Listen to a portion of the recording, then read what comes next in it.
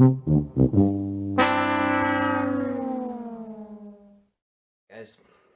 Thor Ragnarok comes out on Friday.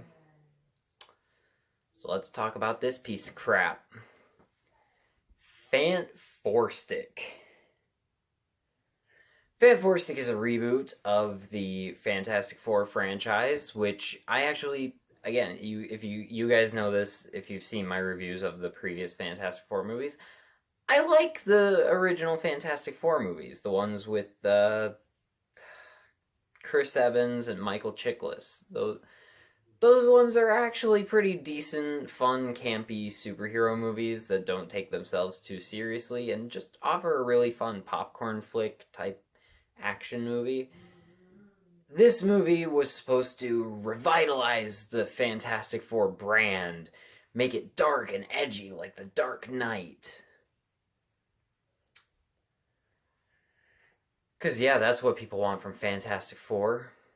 I mean, Fantastic Four is only Marvel's first family, some of the most fun superheroes in the comics, but yeah, let's make them dark and gritty. Why not, right? So let's talk about it.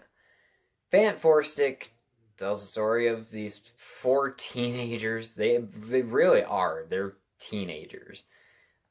Like, almost all of them.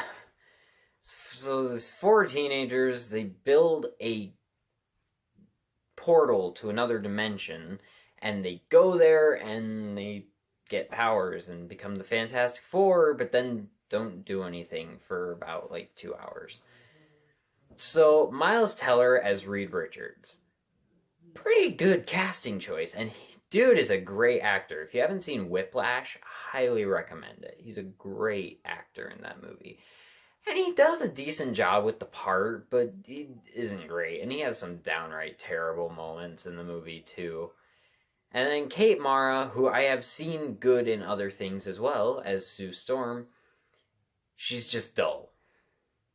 She gives a very, very bland performance and is such an uninteresting character that I really can't even remember anything she really did in the movie. Then you have Michael B. Jordan as Johnny Storm. He's okay. He has some fun, and he gives a good performance, but he also just kind of seems dull in the movie. And then Jamie Bell as Ben Grimm is actually really good. He gives a good performance and makes you somewhat care about what little you know about his character, and is probably the most interesting character in the movie, honestly. Then you have Toby Kebbell as Victor Von Doom, who is just awful. His performance as Victor is passable at best, but he has a couple of cool moments as Doom. But he literally looks like a melted trash bag and just doesn't fit in the movie that well, and his performance is just... it's not good. Again, it's passable at best, it's horrible at worst, and he has a couple of really cringeworthy moments, and I can't say he's better than Julian McMahon, who actually made Doom a slightly sinister villain, so yeah. Okay, so this movie has an interesting first hour, maybe. Like, up until it cuts to 1 year later, it's actually a pretty decent movie. And then the rest of the movie happens and it's just a big freaking mess. This movie infamously had some problems during its production stage. Rumors that the cast and director clashed at almost everything. I believe I even heard that like Miles Teller and Josh Trank, the director, got into a fist fight on set, and that Josh Trank would show up on the set drunk and stuff.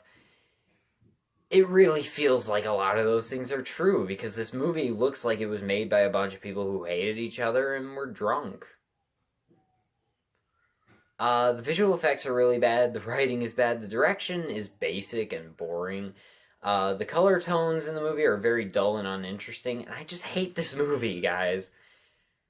Like, seriously, don't watch it. If you're remotely interested in anything this movie might have to offer, I would say at least watch the first hour. The first hour is actually pretty decent, but then just turn it off because Fant4stic is one of the worst movies I've ever seen, and it most definitely gets an F.